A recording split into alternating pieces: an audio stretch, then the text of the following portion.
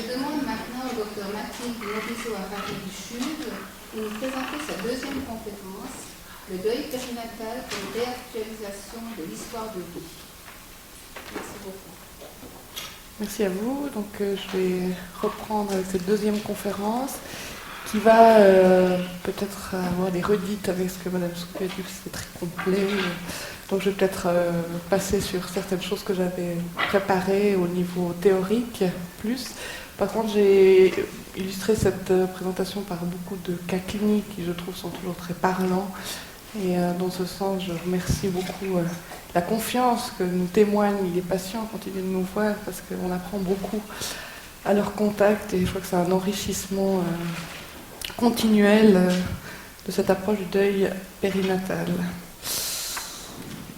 Voilà, donc en quelques mots, je crois que ça a déjà été beaucoup dit au cours de cette journée, de dire que ce deuil périnatal est un deuil très particulier, que c'est faire le deuil de ce qui n'a pas existé forcément dans la réalité, que c'est le deuil d'un projet, d'une vie de famille future, d'un espoir, d'une vie en puissance, et que de fait ça rend ce deuil assez compliqué, même des fois extrêmement compliqué pour certaines situations.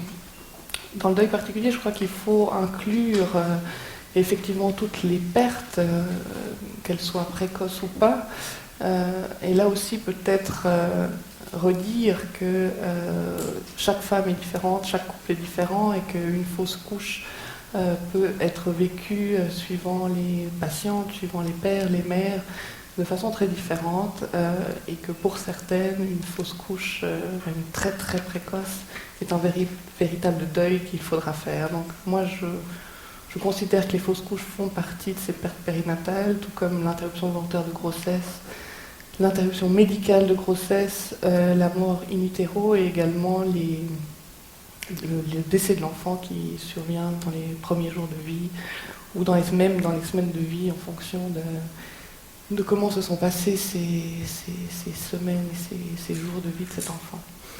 Donc, comme j'ai dit, c'est un deuil qui peut être extrêmement compliqué et qui a risque de se compliquer vers un deuil pathologique ou alors vers d'autres pathologies psychiatriques. Et là, j'avais envie de citer le syndrome de stress post-traumatique qui peut accompagner dans certaines situations, en tout cas suivre un deuil périnatal, et puis les états dépressifs importants. Il y a un certain nombre de femmes qui peuvent faire un épisode dépressif suite à une histoire de deuil périnatal. Ce deuil, on l'a dit aussi, mais je pense important de le répéter, que c'est un deuil qui est souvent non reconnu par l'entourage. Finalement, l'entourage a beaucoup de peine à se représenter ce que ça peut être que de perdre un bébé, comme ils ne l'ont pas eux-mêmes connu, qu'ils ne l'ont pas vécu au quotidien, qu'ils ne l'ont pas ressenti dans leur chair. Ils ont l'impression que finalement c'est comme un non-événement, et que avec le temps et les jours qui passent, ils arrêtent d'y penser, ils arrêtent d'en parler. C'est quelque chose qui est toujours difficilement vécu, en tout cas de façon très douloureuse par les patientes et les patients qui y sont concernés directement. Et puis finalement, c'est un deuil qui devient silencieux, parce que la femme se dit, mais est-ce que je peux continuer à en parler? Personne ne m'en parle jamais. Est-ce que j'embête mon entourage à toujours revenir sur ce sujet-là? Et puis elles se ferment et elles arrêtent d'en parler, et elles vivent avec ce chagrin et cette douleur qui est souvent très impressionnante, qui me frappe à chaque rencontre avec ces couples qui décrivent cette douleur intense, ce vide. Souvent, c'est un mot qui revient fréquemment, aussi au niveau corporel, un ventre vide, un ventre flasque, le vide de la chambre à la maison qui parfois a été préparé, le berceau vide dont vous parlez dans votre livre. Voilà, et puis ce vide peut prendre toute la place. Et puis il y a comme un trou, comme ça, un béant, et puis la femme peut rester, et le père aussi, un peu sidéré, il n'y a plus de sens, rien n'a de sens, c'est difficile d'en parler. D'ailleurs, même, je trouve que des fois, même les mots manquent hein, quand on doit nous-mêmes parler autour de ce deuil périnatal. Est-ce que c'est une naissance? Est-ce qu'on est non, est-ce qu'on peut dire que c'est un enfant qui est né alors qu'il est décédé in utero? Enfin, même au niveau du langage, parfois on est emprunté. Comment est-ce qu'on appelle des parents qui ont perdu un enfant? Ça n'existe pas ce mot-là dans la langue française. Certains parlent de parents orphelins, mais enfin, c'est pas tout à fait. On essaye de trouver comme ça des trucs pour traduire dans le langage cet événement qui est difficilement pensable. Et donc les patientes et les patients qui y sont confrontés se retrouvent devant cet impensable et cet hors-sens, hein, avec aussi cette idée que finalement c'est pas dans l'ordre logique, c'est pas dans la chronologie. Un enfant ne devrait pas mourir avec ses parents dans l'ordre logique. Donc il y a comme ça un chamboulement au niveau des représentations qui plonge ces familles, ces couples dans une grande difficulté à penser autour de ces événements dramatiques. Donc le deuil, je ne reviendrai pas, hein. Vous connaissez les 5 étapes de deuil, d'abord ce déni, cette colère dont Madame Soubu a parlé, cette étape de marchandage, après cette phase de tristesse, et puis qui suit avec l'acceptation qui peut suivre bien du temps plus tard. Vous dire que ces phases, elles ne sont pas l'une après l'autre, qu'elles peuvent être dans un ordre différent, que ça peut revenir. Enfin, c'est pas un processus linéaire. Je crois que ça peut être vraiment des montagnes russes avec des sentiments très mélangés. Mais au-delà de ces 5 phases qui ont été comme ça décrites, j'avais aussi envie d'insister sur le sentiment d'injustice, d'incompréhension. C'est quelque chose que les patientes rapportent souvent en disant mais pourquoi moi, pourquoi nous, mais qu'est-ce qu'on a fait, je comprends pas, ça n'a pas de sens, c'est pas juste. Et puis avec ce sentiment d'injustice, évidemment qu'il y a aussi une part de colère, de jalousie, être en ville et croiser une jeune maman avec une poussette, c'est à chaque fois un coup de couteau dans le cœur, ça ravive cette blessure, on fuit les fêtes de famille parce qu'on n'a pas envie de voir le petit cousin qui vient de naître. Donc il y a des sentiments que certaines femmes vivent aussi difficilement, en disant mais je suis un monstre, d'avoir ces envies, d'avoir ces pensées-là, d'être aussi... J'arrive pas à aller voir ma meilleure amie qui vient d'accoucher, c'est impossible pour moi, mais voilà, donc elles sont aussi dans ces sentiments aussi douloureux à vivre et à ressentir face à ce deuil. Et puis alors dans cette question, mais pourquoi moi, qu'est-ce que j'ai fait, pourquoi nous ?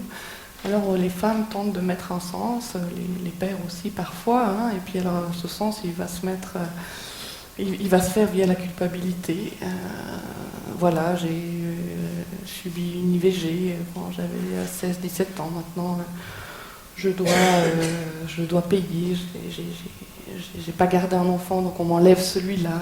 Ou alors j'ai pris des substances, des drogues quand j'étais jeune, et puis ça va expliquer le fait que je puisse pas garder. Enfin, elles s'inventent des histoires qui sont souvent j'y arrivais pas, abracadabrantesques. Souvent, elles s'en rendent compte, elles disent, je sais que ça tient pas la route, mais j'ai besoin de construire quelque chose. Alors ça passe dans un premier temps souvent par le fait que c'est de ma faute, j'ai fait quelque chose qu'il fallait pas. Et cette culpabilité induit forcément une souffrance. Vous êtes au bon endroit? Non. Au revoir. Ils se sont trompés d'auditoire. Évidemment que ça induit une souffrance chez la patiente. J'avais envie de dire un petit mot de la psychanalyse et de Freud dans cette histoire, parce que c'est quand même lui qui a le premier théorisé sur cette question de traumatisme, hein, et puis la psychanalyse s'est construite beaucoup sur cette question-là. C'est un des premiers qui a fait le lien et qui a expliqué finalement la névrose chez l'adulte par rapport à des traumatismes qui seraient survenus dans l'enfance, des traumatismes qui sont soit fantasmés ou alors soit réels, hein, et il a utilisé à dessein ce mot de traumatisme qu'il avait à l'époque emprunté à la chirurgie, qu'on pense un coup de couteau on se casse une jambe, et voilà, il y a quelque chose de traumatique dans la réalité. Et puis, je pense effectivement que le psychisme peut être aussi traumatisé, hein, quand on vit un événement de vie extrêmement douloureux. Alors après, ça peut être autre chose, hein, un accident de voiture, enfin, quand il y a quelque chose comme ça de très difficile auquel on est confronté, on a une effraction au niveau psychique avec une peine à penser. Très souvent, les personnes qui vivent un choc se retrouvent dans un état de sidération, avec une peine à mettre en mots, elles sont confuses, elles n'arrivent pas à raconter l'événement, il y a des confusions temporelles, spatiales, et puis c'est comme s'il y avait un trou comme ça au niveau des représentations psychiques, mentales, au niveau des liaisons à l'intérieur de notre appareil à penser, et que ça prend du temps pour remettre en route, enfin cicatriser, si vous voulez, ce trou provoqué par l'événement traumatique.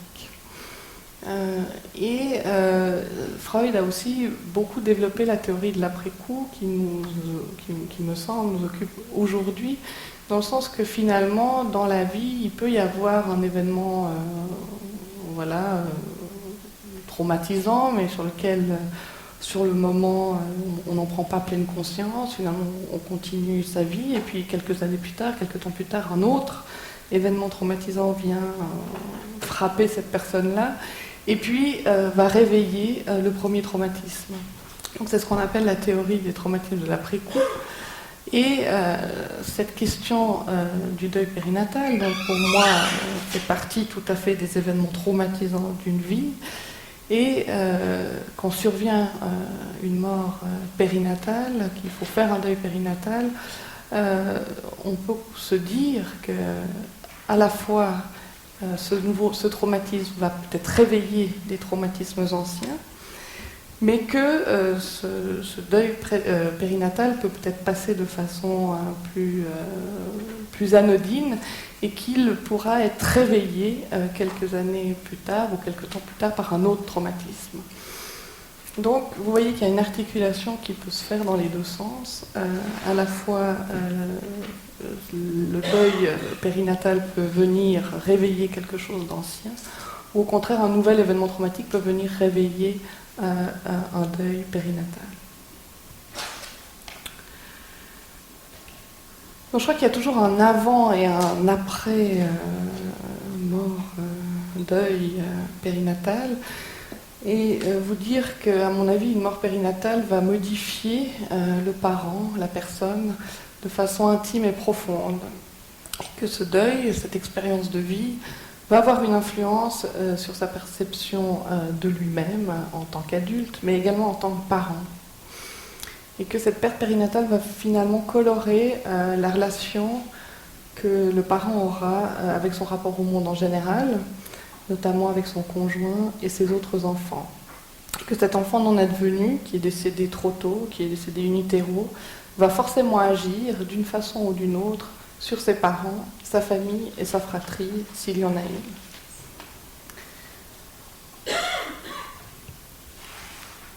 Donc j'avais envie de vous donner quelques exemples cliniques là pour illustrer ce que je viens de vous dire, en commençant par vous parler de Madame H, une patiente âgée de 45 ans qui me consulte pour la première fois avec son mari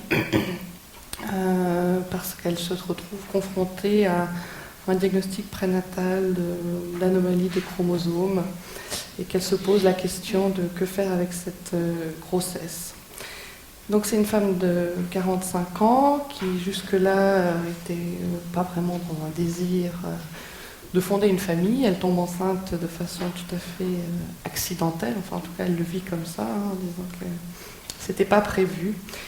Et puis elle m'explique que jusqu'à l'âge de ses 30 ans, elle était encore une adolescente, elle vivait auprès de ses parents, elle n'avait pas du tout entamé une vie de femme.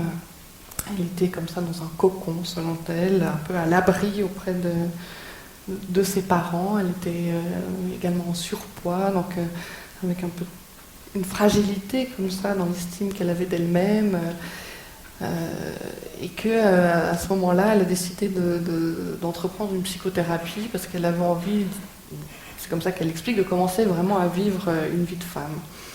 Et donc elle rencontre à ce moment-là, quand elle a 30, 31 ans, un psychothérapeute, puis elle fait tout un travail sur son estime d'elle-même, sur sa vie, sur le lien qu'elle a avec ses parents. Elle comprend beaucoup de choses, elle subit une intervention chirurgicale, un bypass pour perdre ses kilos excessifs.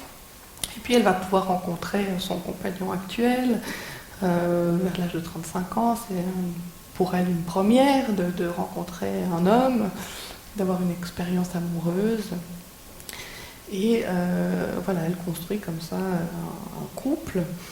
Et après une année de relation, ils se disent on pourrait se marier. Voilà. Et là, elle a un grave accident de voiture, elle est prise sur l'autoroute dans un truc en accordéon assez dramatique. Elle s'en sort assez bien au niveau physique, mais enfin elle développe comme ça un état de stress post-traumatique très important avec des flashbacks, des réviviscences, et puis à partir de là, tout ce que le couple avait pu mettre en place tombe un peu à l'eau. Elle traverse une période très difficile suite à cet accident. Et puis après quelques temps, ça va mieux, et c'est à ce moment-là qu'arrive cette grossesse surprise.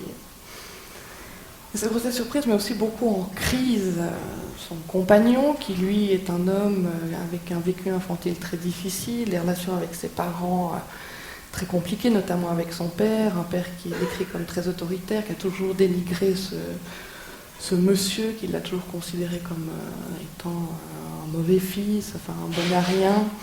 Ce monsieur a eu une première femme avec qui il avait eu 2 enfants, et puis il s'est retrouvé dans un lien avec cette première épouse aussi, d'être un peu mis de côté, pas considéré. C'est comme ça qu'il le vit en tout cas. Et cette relation qui s'est soldée par un divorce, avec une difficulté pour lui de prendre une place auprès de ses 2 enfants qui étaient adolescentes au moment où je les rencontre. Donc voilà, lui il est très mitigé par rapport à avoir un bébé. Il a d'abord réagi en se disant que c'est trop pour lui, qu'il veut pas de cette grossesse. Madame y tient beaucoup, et ils se disent bon, on va aller un bout faire les premiers examens. Et il décide de ne pas en parler, on dit à personne, on attend d'avoir une certitude. Le triple test se passe bien, il n'y a pas de souci, mais au vu de l'âge de madame, il souhaite quand même faire une amniosynthèse, et c'est l'amniosynthèse que le diagnostic est posé. Et là, le couple, on décide, après m'avoir consulté, après avoir discuté un petit peu de tout ça, finalement de se diriger vers une interruption de grossesse qui se fait, qui est douloureuse, difficile. Et puis ensuite, suite à cette interruption, le couple va être en crise très importante. Parce que madame, voilà, elle a l'impression que finalement, avec cette grossesse, et révéler son désir d'enfant avec lequel elle n'avait jamais été en prise. Et puis lui, au contraire, il se dit qu'il n'est pas du tout prêt à retenter l'expérience, qu'il est dans une angoisse comme ça de la parentalité. Et finalement, malheureusement, ce couple va se séparer suite à ça. Et moi, j'ai continué à suivre madame, qui maintenant fait tout un travail pour pouvoir intégrer ce bébé qui a vécu quelques semaines dans son ventre à cette histoire, et à voir comment est-ce qu'elle va pouvoir poursuivre sa vie. Voilà, donc pour vous montrer comme les histoires de chacun peuvent résonner et interférer dans un couple également.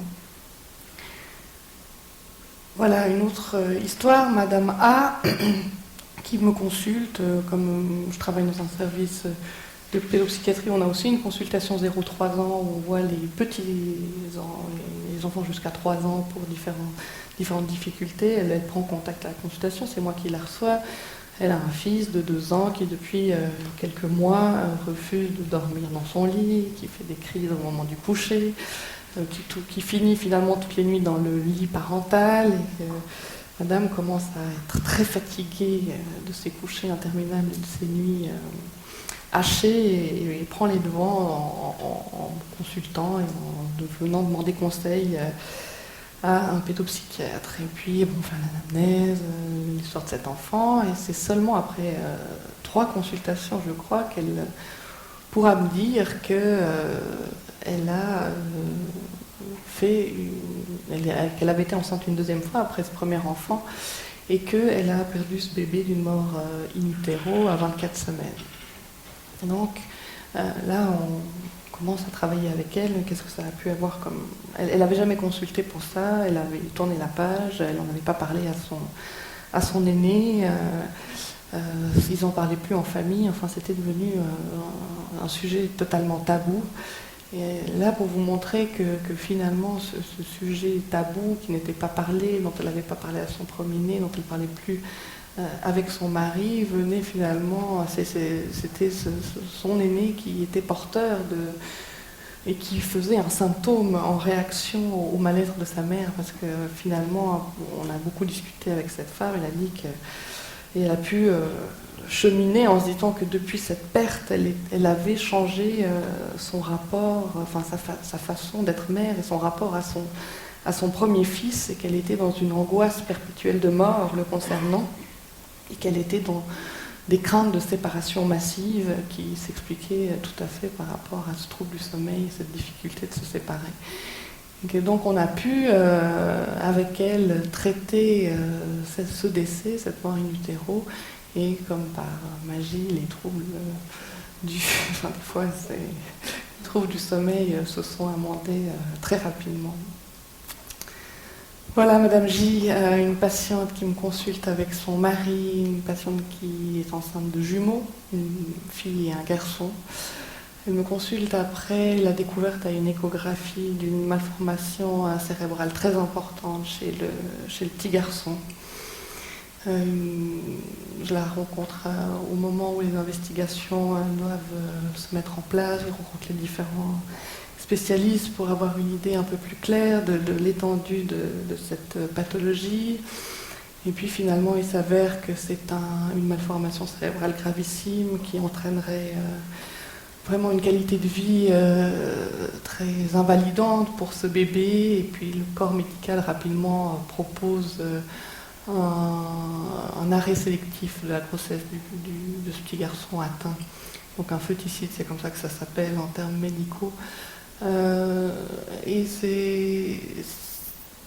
c'est là qu'on va beaucoup travailler avec ce couple. Le père, dans cette situation-là, est toujours venu et a toujours accompagné son épouse de comment faire une place à ce bébé très atteint, sans oublier la jumelle qui, elle, était tout à fait saine, ne présentait pas d'anomalie,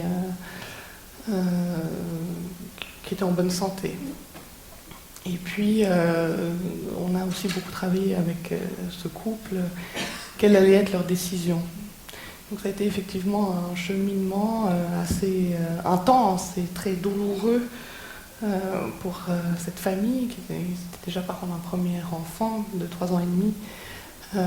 Et ils ont beaucoup interrogé la place qu'ils avaient envie de donner à ce petit garçon et quelle vie ils avaient envie de lui offrir. Donc petit à petit, en fonction de leur vécu personnel, ils se sont dirigés vers la décision d'arrêter de façon sélective la vie de ce petit garçon. Et ce qui était tout à fait bien, j'ai trouvé, dans cette situation, c'est qu'on avait le temps. Parce que comme c'était une grossesse gémellaire, pour préserver le plus possible la jumelle saine, les médecins avaient proposé que le foeticide se fasse le plus tard possible, à 34 semaines. Et donc on a pu se voir très régulièrement et puis préparer en quelque sorte cette mort annoncée. Et travailler avec le couple, la place qu'ils avaient envie de donner à ce petit garçon et à se fabriquer finalement des souvenirs. Ça a été l'intérêt principal, enfin l'objectif du suivi, tout en n'oubliant pas, parce que ça c'était aussi pendant la grossesse, de se dire ce petit garçon malade il prend beaucoup de place, mais la petite fille elle va bien, elle va naître, et comment on fait pour aussi penser à elle. Donc c'était un espèce de grand écart impossible entre un enfant qui va décéder puis une petite fille qui va arriver et qui va aller bien. Ça a été très, très douloureux, mais en même temps, je pense, très enrichissant de pouvoir faire tout ce travail de prévention avant le décès, effectivement, de ce jumeau. Voilà. Ensuite, une fois que la patiente a accouché, donc à 36 semaines, elle a accouché d'une petite fille qui allait bien et de ce petit garçon qui était décédé.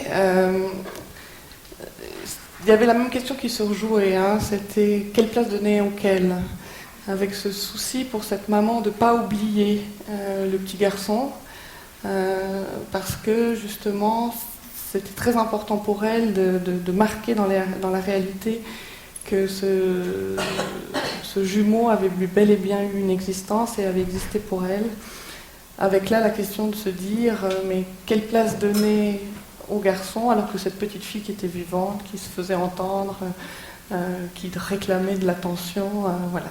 Donc on est dans une situation avec une collusion de la vie et de la mort et qui a été pour moi très instructive, et le suivi se poursuit encore actuellement avec un deuil qui doit se faire pour ce petit garçon et une place qui doit se faire pour cette petite fille qui est là, bien vivante auprès de cette famille. Je voulais vous présenter cette situation pour vous dire que forcément le lien que ses parents ont avec la petite fille, eh ben, il est coloré par le fait qu'elle avait un jumeau, que ce jumeau est décédé, et que comment ne pas l'oublier tout en laissant une place à cette jumelle. Finalement, Madame R, c'est une patiente qui m'est adressée par le professeur Olfel, c'est le prof de gynécologie obstétrique ici au CHUV, en me disant voilà, cette patiente, elle vit excessivement mal sa grossesse, elle est angoissée, elle pense qu'elle n'arrivera pas au bout, elle ne se sent pas du tout capable d'arriver au bout de la grossesse et de mettre au monde un enfant en bonne santé, elle est persuadée qu'elle va le perdre. Elle était enceinte de 16 semaines quand il me l'adresse, avec une anticipation forcément négative, ça va aller mal, une incapacité à investir ce bébé de façon positive, et puis complètement bloquée dans l'idée de préparer l'arrivée de ce bébé. Dès qu'on lui disait « Ah, mais t'es enceinte », alors elle était très agressive envers l'entourage, elle se montrait assez irritable envers sa mère qui lui parlait de l'arrivée de ce bébé, on lui proposait des livres, elle envoyait son entourage paître, enfin, c'était assez compliqué. Et puis elle avait aussi comme ça l'impression qu'elle était toxique pour son bébé, qu'elle pouvait lui faire du mal continuellement. Si elle faisait le ménage, qu'elle mettait de la javel pour nettoyer ses sols, après le soir je disais ah mais voilà, j'aurais pas dû faire ça parce que mon bébé il a respiré cette eau de javel et je lui ai fait du mal. Donc elle était vraiment dans un vécu très, très douloureux. Vécu qui s'expliquait bien évidemment par le fait que cette maman avait perdu auparavant un bébé, aussi une mort in utero à 21 semaines, et que finalement elle se vivait comme une mère pas capable de donner naissance à un bébé en bonne santé. Ce qui a été intéressant dans cette situation-là, c'est que j'ai repris avec elle effectivement son histoire de vie personnelle, comme on le fait toujours, on interroge un petit peu, voilà, comment était son enfance, ses liens avec ses parents, et puis elle m'a appris que quand sa mère était enceinte d'elle, son père avait quitté sa mère, et qu'elle avait cette représentation qu'elle était en quelque sorte responsable du départ du père et du divorce de ses parents, et qu'il y avait quelque chose là qui se rejouait pour elle alors qu'elle était enceinte et qu'elle n'avait pas réussi à mener une première grossesse à son terme. Enfin, c'est comme ça qu'elle le vivait, qu'elle n'avait pas réussi à le mener. Donc je l'ai suivie pendant toute la grossesse, et puis ça a été l'occasion de revisiter la première grossesse, parce que madame, pendant toute sa deuxième grossesse, elle ne faisait que penser à c'était une petite fille qui était décédée auparavant. Elle pensait à cette petite fille, elle en rêvait la nuit, et elle me disait très justement, je porte les deux enfants en moi. Il y en a un que je porte dans mon ventre, mais l'autre, il est là dans ma tête. Et finalement, il a fallu beaucoup parler de ce premier bébé. On en a parlé jusqu'au terme.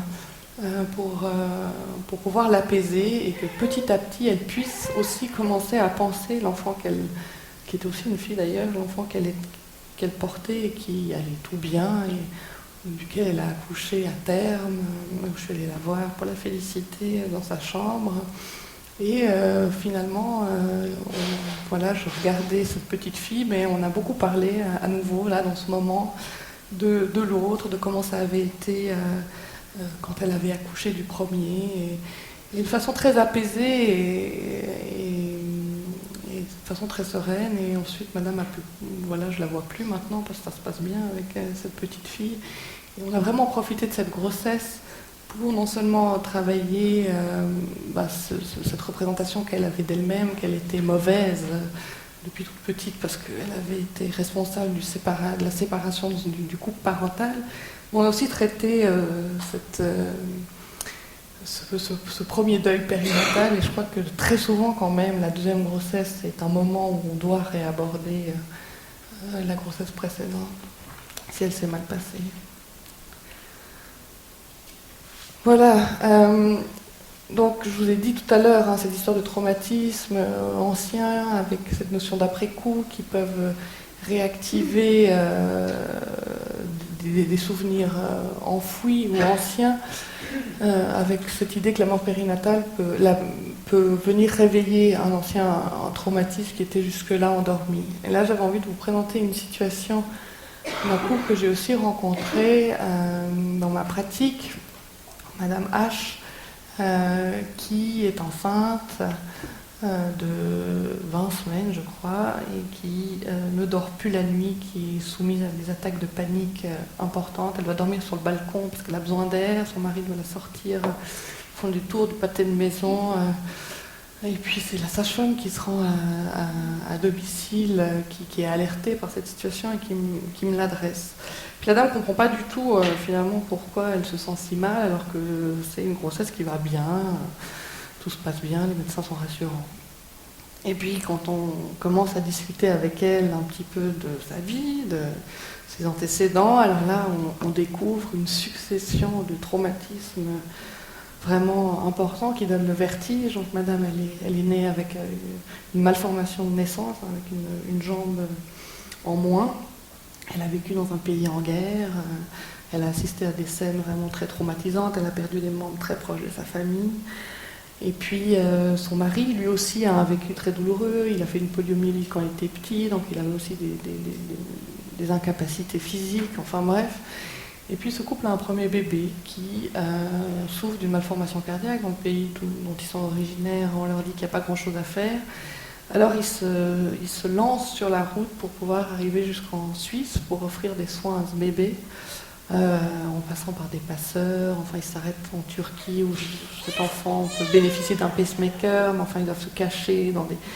Enfin vraiment une histoire vraiment très traumatique avec ce bébé qui malheureusement va finalement être pris en charge au CHUV ici, mais avec la pathologie cardiaque est si importante que il est en attente d'une greffe, et puis finalement il va décéder parce que voilà, par manque d'organes. Voilà, et tout ça, ces gens, malheureusement, ça n'a pas pu être traité à ce moment-là, ils n'ont pas pu recevoir de l'aide d'un professionnel, et puis ensuite madame retombe enceinte et elle fait une fausse couche à 18 semaines dans son salon.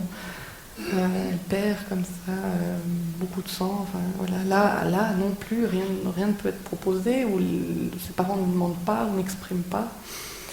Et c'est à partir du moment où on a pu commencer à discuter de tout ça et à refaire l'histoire avec eux et à prendre du temps pour s'arrêter sur chacun de ces traumatismes qui, voilà, là c'est très pathognomonique comme situation parce qu'on se dit mais évidemment que cette femme devait aller mal pendant cette grossesse, mais ce qui était intéressant c'est qu'elle-même ne comprenait pas pourquoi elle était si angoissée. Donc, c'était des traumatismes successifs sans mise en lien, sans élaboration, et on a dû lui dire mais écoutez, peut-être que là il y a des choses qui reviennent, et effectivement ça a pris beaucoup de temps de discuter de tout ça avec ce couple, et les symptômes anxieux se sont gentiment amendés à partir du moment où on a pu commencer à parler de tout ça. Et voilà, elle a accouché d'une petite fille en bonne santé. Alors il reste dans une préoccupation anxieuse de cet enfant, du fait qu'il puisse avoir quand même aussi un problème cardiaque. On a fait des examens, tout s'avère rassurant. On va continuer à les suivre un peu pour s'assurer que les choses puissent se passer au mieux pour eux. Voilà, j'avais aussi envie de vous dire un mot de la transmission intergénérationnelle, parce que c'est quelque chose qu'on voit parfois aussi dans ces questions de deuil prénataux, où parfois le deuil périnatal non résolu peut se rejouer à l'intérieur des générations. Alors, par exemple, il y a des femmes enceintes, voilà, première grossesse, et puis elles se sentent très très angoissées, on ne comprend pas vraiment pourquoi, puis quand on demande un petit peu, mais votre mère, comment ça va, on apprend que finalement la mère a vécu, elle, un deuil périnatal ou un traumatisme obstétrical, et que cette mère transmet comme ça quelque chose de son angoisse, de son histoire non résolue à sa fille enceinte, qui devient porteuse de l'histoire du deuil non résolu de sa propre mère. Alors à ce moment-là, effectivement, que c'est important de pouvoir voir cette future grand-mère pour que quelque chose puisse se résoudre, même, vous savez que ça peut rester là des années, hein, mais pour pouvoir traiter cette question-là avec elle. Et puis des fois, c'est des non-dits dans les familles, une espèce de transmission du secret, du silence. On sait qu'il s'est passé des trucs, que la mère a peut-être perdu des bébés, mais enfin jamais personne n'a osé poser la question. Peut-être aussi par superstition, de peur que ça se reproduise, et ça reste comme ça, des choses, vous disiez, enquistées, hein, et qui se rejouent de génération en génération. C'est souvent quand il n'y a pas eu, quand ça n'a pas été suffisamment parlé, pas suffisamment élaboré, que ça se réactive comme ça au sein des générations. Et là, je voulais juste, c'est mon dernier exemple clinique, mais vous dire un mot de cette Madame D, qui m'a été envoyée par le pédiatre de ses 2 enfants. Elle a 2 enfants qui, au moment où on me l'envoie, ont 9 et 7 ans, donc des grands enfants. Et puis cette pédiatre avec qui j'avais travaillé ici à la maternité, donc était sensibilisée à cette question-là. Elle a posé la question de l'histoire obstétricale. C'est la première fois qu'elle recevait cette famille de la mère. Et puis là, la mère fond en larmes et dit qu'en fait, elle a eu, après sa première fille, elle a vécu une mort in utero à 26 semaines d'un bébé, et qu'elle n'en a finalement jamais parlé, ni à ses enfants, ni à sa famille, et que c'est passé un peu comme ça, de façon...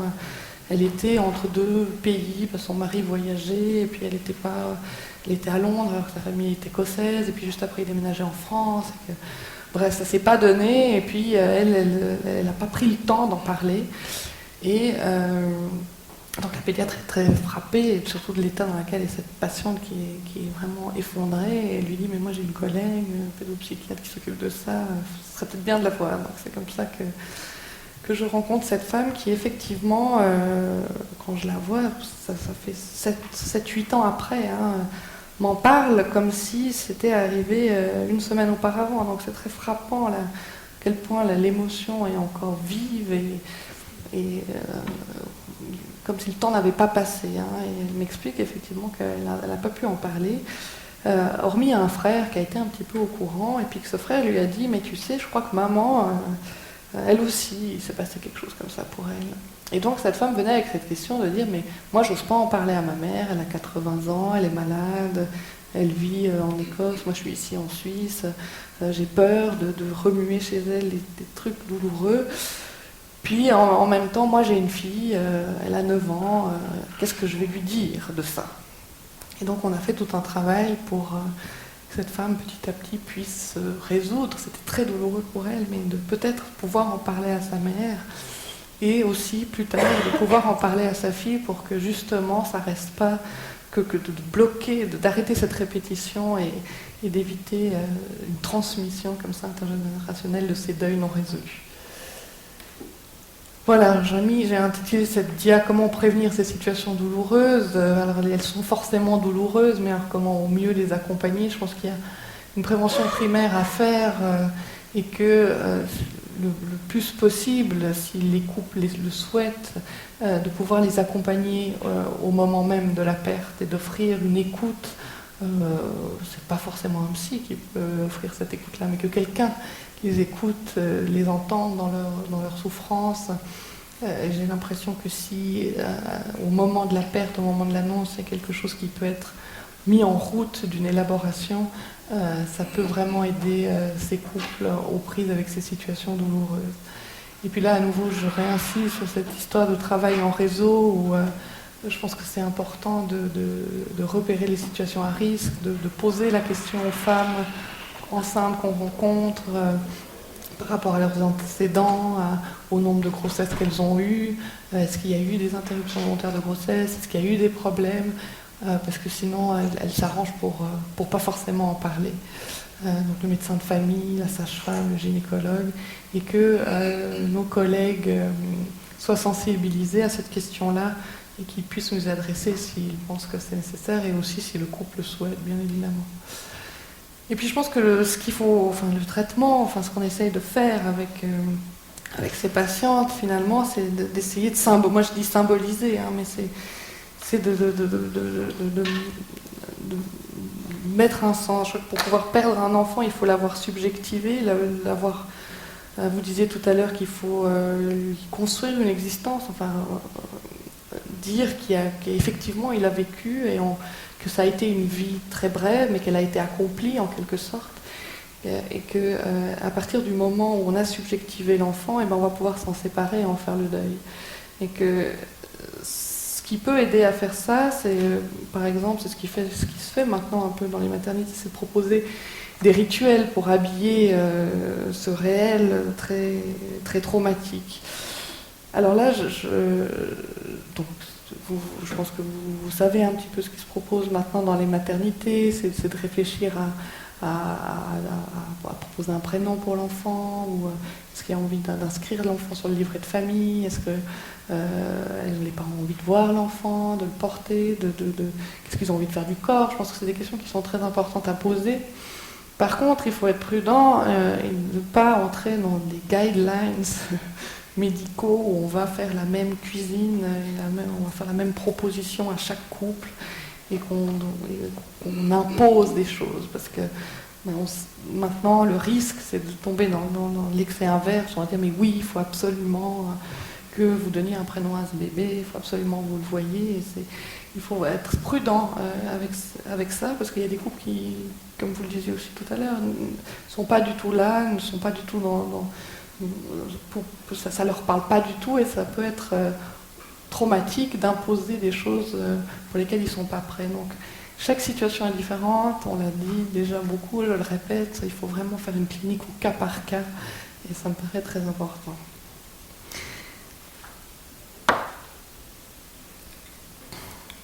Et donc accompagner ses parents avant, pendant, après, et puis les aider, les accompagner à construire, moi je dis que c'est la construction d'un mythe, mais à construire une histoire autour de ce deuil périnatal, autour de cet enfant qui a vécu très peu de temps.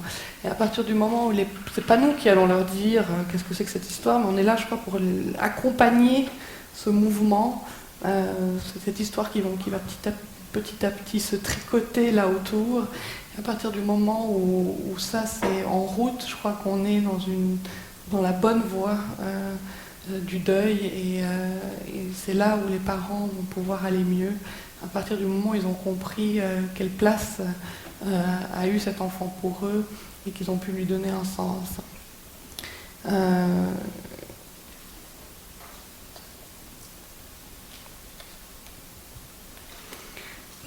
Et après ça, la vie continue, bien évidemment, heureusement, et c'est forcément des situations dramatiques qu'on ne souhaite à personne, mais il y a aussi peut-être un potentiel dans ces situations-là, parce qu'élaborer un traumatisme, c'est faire un travail de deuil, et puis quand on fait un travail de deuil, on va modifier sa position subjective dans son rapport à l'autre et à la vie. Et puis aussi douloureux que cela puisse être, ça peut permettre de résoudre certains conflits antérieurs, rester jusque-là sans issue.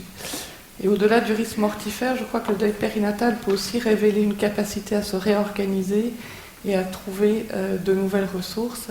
Et ça, c'est quelque chose que les parents disent beaucoup. Mais finalement, cet enfant qui est mort avant d'être né, ben, il m'a appris ça, ou il me permet de voir le monde différemment, ou il m'a montré que j'étais capable de certaines choses, ou il m'a enseigné sur quelque chose que j'avais pas compris de ma vie à moi, de mon rapport avec mes parents. Et à partir de là, une fois que les parents en arrivent à ce stade-là, je crois que c'est gagné, ou en tout cas ça va aller mieux. Voilà, je vous remercie de votre attention.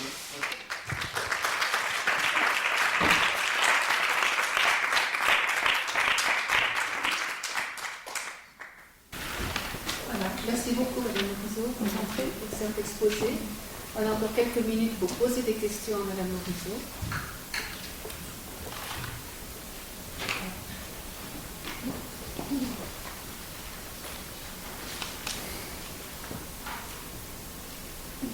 Bonjour. Ouais. Je vais essayer de me maintenir. J'avais parlé beaucoup de réseaux. Moi, j'ai été spécialisée sur Genève, c'est plus de millionnaire de chute. Est-ce que vous avez un lien? Moi, j'en ai pas eu. Maintenant, est-ce qu'il y a un lien entre Genève et le chute de Genève du dessin de l'association de Sénégal? C'est vrai qu'on a interviewé Arthur à Genève et tout de suite on me proposait un psy à Genève. Moi, je suis une contre gauche, je trouvais ça complètement stupide de trouver un suivi psy sur Genève. Et autre chose, après j'ai été transférée dans l'hôpital sur Saint-Paul et après 5 semaines d'explication, on m'a imposé, pas proposé, un suivi psy. Donc, c'était ma condition de sortie. Donc, je l'ai pris, bon, je suis convaincue, mais je voulais sortir après 5 semaines d'hôpital. Donc, j'ai pris mon rendez-vous psy capable de suivi. Donc, ma deuxième question, c'est sur l'exemple de la doctoresse est-ce qu'il y a bien un groupe qui existe sur le chute en couvert, comme elle a fait à Paris avec des personnes qui peuvent partager, communiquer sur... Donc la première question, c'est de savoir si on a des liens ici avec... Alors très peu, malheureusement. On se connaît un peu parce qu'on essaye de constituer un petit réseau qu'on dit roman de pédopsychiatres de la périnatalité, où on est un petit groupe là qui commence à se constituer, puis on se rencontre un petit peu pour discuter de nos pratiques et voir comment harmoniser ça. C'est vrai qu'au CHUV, on draine le Valais, le Tessin, c'est un centre universitaire, donc on a beaucoup de patientes qui viennent de loin et qu'on rencontre ici à l'hôpital par rapport au deuil qu'elles vivent, à la situation douloureuse qu'elles vivent, mais ensuite ces femmes, elles rentrent chez elles. Et puis c'est illusoire de continuer à proposer un suivi ici. Alors pour les Lausannoises ou les Vaudoises, on le fait, elles continuent à nous voir. Et pour les autres, on essaye d'avoir des relais dans les différents cantons avec des gens qu'on peut identifier comme ayant une sensibilité, parce que je pense qu'il faut avoir une sensibilité à cette question-là pour pouvoir prendre en charge. Donc c'est en train de se mettre un petit peu en place, en tout cas sur le Valais, sur Genève aussi maintenant, on a quelques noms, mais c'est un début. Mais je sais que c'est difficile, et c'est souvent difficile parce que quand on est là, sur le moment, auprès de ces patientes, c'est vraiment des moments qui sont très intenses, tant pour la patiente que pour le thérapeute, je pense, et on est là au centre de la crise, enfin, et on vit avec elle ces moments, on est témoin de ce qui s'est passé, et puis on est aussi une preuve que ça a vraiment existé.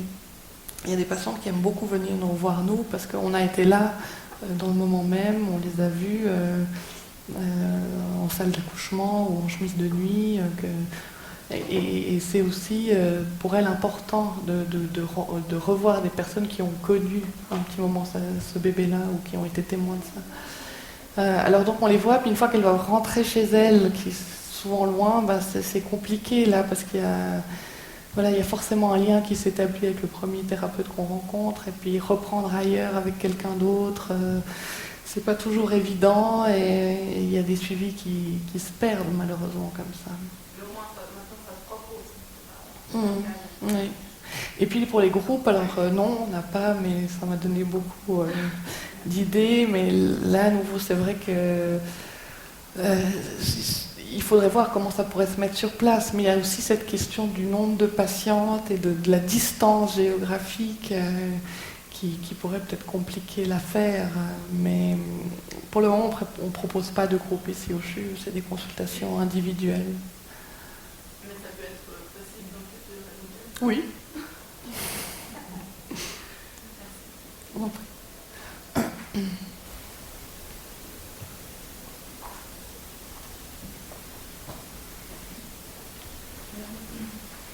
sors un tout petit peu du thème. J'aimerais simplement dire que j'apprends aux femmes à observer leur cycle en observant leur clair et puis la température, ce qui leur permet de détecter le moment le plus fertile du cycle pour favoriser une grossesse, de positer surtout lors du cycle régulier. Mais ça leur permet aussi parfois de faire le deuil de la fertilité ou de savoir qu'il faudra faire une période de stimulation ou soit de fécondation in vitro, etc. Mais j'ai eu la chance de travailler avec un généticien qui m'a mis sur une piste très intéressante. Il m'a dit que l'endométriose est très liée au niveau génétique aux intolérances alimentaires. Alors, j'en ai beaucoup dans ma famille, et ce qui fait que ce n'est pas des cœliaquies, mais des intolérances. Donc, naïvement, j'ai commencé à faire l'anamnèse de mes patientes. Et en faisant une rétrospective, j'ai remarqué que 75% de mes femmes avaient des intolérances alimentaires et que 56% de leurs conjoints aussi. Et qu'en traitant ces intolérances alimentaires, elles devenaient très rapidement enceintes, à tel point que j'en ai eu plusieurs qui ont fait des fausses couches avant 3 mois, disons, après que j'ai fini le traitement. Donc aujourd'hui, je recommande de rester pendant les 3 premiers mois sans tentative de devenir enceinte dans la fertilité. Et c'est quelque chose qui, alors, c'était associé avec l'endométriose, dans une moindre mesure avec les ovaires polykystiques. J'avais présenté dans un congrès en Espagne les 20 premiers cas qui étaient vierges, et puis ça s'est révélé poursuivre la même chose avec les 100 cas suivants. Donc c'est dans mon cabinet généraliste, appuyé par ce généticien cancérologue, et je pense qu'il y aurait des études complémentaires sur le rôle. Alors, je viens de faire une conférence sur l'impact de l'alimentation sur la fertilité. Et j'ai été tellement impressionnée de mes premiers chiffres que voilà, je les partage. C'est la première fois que peut-être je les première à en parler en Suisse, parce que j'ai eu la chance d'être dans cette constellation. Et comme les intolérances alimentaires sont en galerie actuellement, je pense que c'est un des facteurs les plus importants de l'infertilité. Donc, c'est une piste à étudier. Bon, merci pour cette information.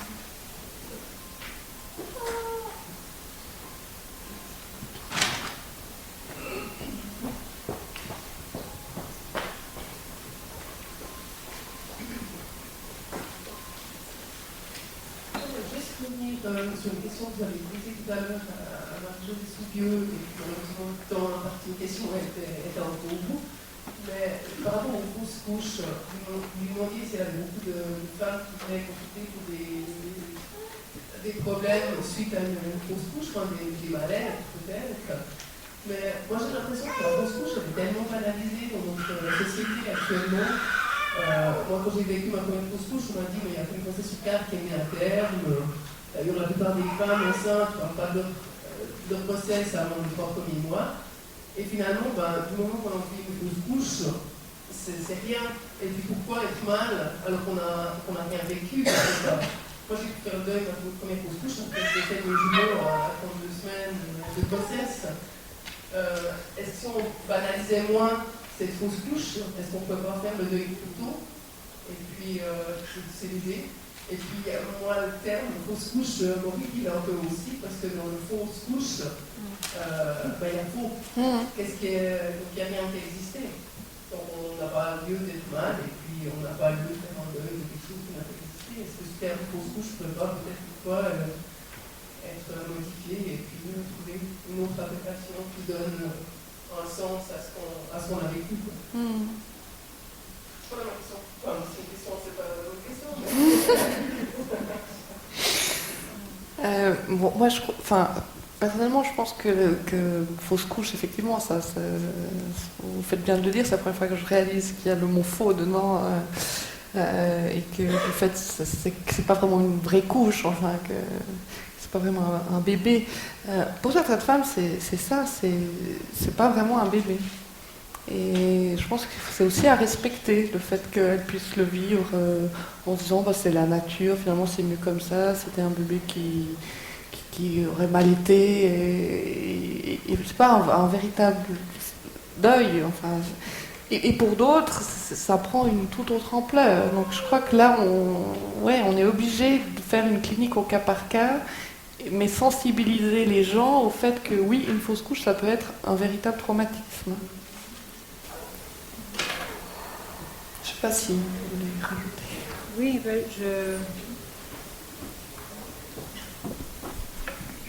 voilà, c'est à vous que j'ai dit qu'il y avait une femme qui était venue un jour dans le groupe parce qu'elle avait fait une fausse couche et elle était dans tous ses états en fait. Elle était, effectivement pour elle c'était vraiment un bébé, enfin elle était comme un bébé, d'ailleurs c'est pour ça qu'elle était venue au groupe. C'est la seule femme qui a fait une fausse couche, uniquement une fausse couche, parce que toutes les autres qui viennent, non seulement elles ont perdu un bébé utero par interruption médicale de grossesse, mais elles ont fait des fausses couches et elles en parlent d'ailleurs. Et celle-ci, elle était venue parce qu'elle avait fait une fausse couche et c'était un bébé, elle ne savait pas comment elle allait s'en remettre, enfin c'était vraiment terrible.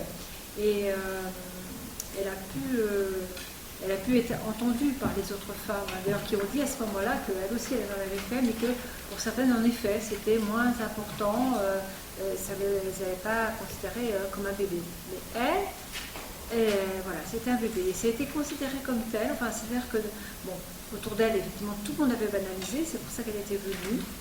Et quand elle a vu qu'on écoutait, qu'on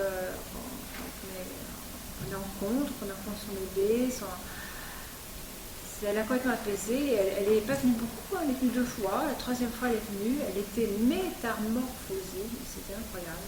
Et elle avait dit merci, elle dit ça y est, je me sens en paix, une place a été donnée à ce bébé, pour moi voilà, il fallait que ce soit cette place-là. Donc c'est, voilà, moi j'ai toujours en tête que c'est cette question de ce que représente ce bébé pour ses parents. Et c'est pour ça qu'en effet, on n'arrête pas de dire que c'est singulier, mais c'est vrai. Je crois que sinon, on peut être parfois violent, traumatique. Effectivement, si on pense que dès qu'une femme fait une fausse couche, elle a perdu un bébé, pour certaines, ça va être inentendable, enfin, ça va être traumatique. Et puis, par contre, si à chaque fois on banalise, pour celles à qui c'est vraiment un bébé, ben c'est vraiment aussi très douloureux, très violent. Donc c'est toujours important de dire oui, comment vous l'avez imaginé, ou est-ce que voilà, il y a toujours des petites propositions. Alors, quand le deuil périnatal, on fait beaucoup de propositions. Hein. Même l'entretien avant justement l'accouchement, ou éventuellement vous pouvez voir votre bébé si vous voulez. Hein. Et je me souviens dans une formation, il y avait une sage-femme justement, elle avait dit moi, oui, c'est ça. Je crois que elle a demandé si elle pouvait faire. La patiente avait demandé si elle pouvait faire des photos. Enfin, et elle lui avait dit, voilà, mais moi, elle disait, mais moi, je ne voudrais pas en faire. Non, elle ne voulait pas faire des photos. On lui avait demandé de faire des photos. Sa famille avait demandé, elle ne voulait pas en faire. Et puis, sa femme lui dit, c'est possible. Et ce c'est possible, c'était extrêmement important pour cette femme. À partir de là, elle s'est mise un petit peu à penser ce qu'elle voulait vraiment pour ce bébé. Et puis finalement, elle a fait des photos. Mais si on lui avait dit oui, il faut mieux les faire, c'est mieux pour le deuil, ou non, il ne faut pas les faire, vous ne penserez plus. Enfin, bon, là, elle a pu se réapproprier son bébé, ce qu'elle souhaitait pour lui. Et je crois que c'est important de ne pas perdre de vue que ce sont des parents en devenir. On ne sait pas exactement où ils en sont à ce moment-là. Donc les fausses couches, oui, ça fait partie du deuil périnatal. Maintenant, voilà, chacun, même quand c'est un bébé à terme, c'est pas toujours un bébé pour les parents. Et c'est là où c'est un petit peu difficile. C'est là où c'est très important de pouvoir en parler, d'être formé. Je sais que les sages-femmes là où je travaille, enfin c'est là où je travaille un peu plus, de façon plus proche, depuis longtemps, elles disent comme ça aux parents, votre bébé, enfin, comment vous l'appelez vous? Comment vous voulez qu'on en parle? Et ça, c'est extrêmement important que les parents, ils se sentent pas obligés de l'appeler bébé. Hein, certains disent, non, pour moi c'est un fœtus. Déjà, ça marque une certaine distance. Pour l'instant, c'est comme ça. Et puis, il y en a des fois qui disent, si, c'est mon bébé, on appelle mon bébé, j'ai son prénom et tout. Tout est possible. Hein, donc, mais voilà. Alors ça, c'est compliqué, hein, d'arriver à à proposer comme ça, dire au fond, mais j'avais trouvé que c'était formidable cette femme. Et d'ailleurs, elle m'a dit qu'elle a senti que les parents le regardaient comme ça, que ça avait ouvert un espace comme ça de pensée, qu'elle sentait, voilà, il y a quelque chose de créatif. Et c'est vrai, on l'a vu toute la journée, mais oui, tous ces parents, ils ont beaucoup de ressources. Hein. Et ce qu'on va faire, c'est vraiment les aider à prendre possession. Il faut leur faire confiance après, je crois. Voilà, et puis, en effet, Mathilde a reparlé de l'après-coup. Hein. Une fausse couche, peut-être qu'à un moment donné, elle va être banalisée parce que c'est comme ça. Parce que c'est mieux ainsi à ce moment-là. Et peut-être dans l'après-coup, avec un autre traumatisme, où voilà, j'ai vu une femme qui n'arrivait pas à avoir d'enfant il y a 43 ans, et voilà, ce que elle repensait à sa fausse couche, laquelle avait banalisé, ou une IVG aussi qui a pu être banalisée, et à ce moment-là, ça devient un enfant. Voilà. Donc on ne sait jamais quel sera exactement le destin, au fond, de ces fausses couches, de ces interruptions de grossesse. Merci beaucoup. Merci beaucoup de Maurice. Voilà, nous allons passer à nouveau une journée avec vous sur le deuil périnatal.